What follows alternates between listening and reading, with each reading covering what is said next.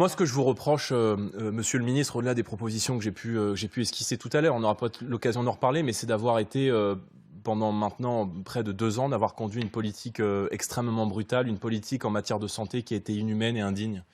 Quand vous mettez à pied 15 000 soignants, sans salaire, parfois des mères et des pères de famille, qui se retrouvent du jour au lendemain sans le moindre salaire et que vous mettez à pied en pleine crise sanitaire, c'est indigne et inhumain.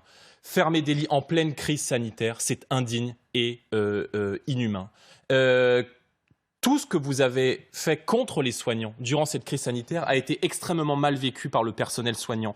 Quand, pendant la crise sanitaire, pendant le confinement, vous refusez à des familles d'aller rendre visite à leurs proches qui sont malades, soit dans les EHPAD, soit dans les établissements de santé, et nous avons d'ailleurs défendu à l'Assemblée nationale ce droit opposable et inconditionnel aux visites, c'est inhumain et c'est indigne parce qu'il y a des centaines, des milliers de Français qui n'ont pas pu aller dire au revoir à leurs proches. Et donc la politique que je vous reproche, c'est une politique qui a été extrêmement dure, qui a été extrêmement brutale. Donc oui, il faut mettre des moyens, oui, il faut débureaucratiser, il faut plus de personnel. Nous allons ouvrir également 10 000 postes de formation pour permettre d'augmenter le nombre de soignants. Évidemment qu'il fallait faire sauter ce numerus clausus, mais pourquoi avoir attendu si tard pour le faire, alors que vous et M. Macron, ancien socialiste, êtes au pouvoir depuis tant et tant d'années dans notre pays.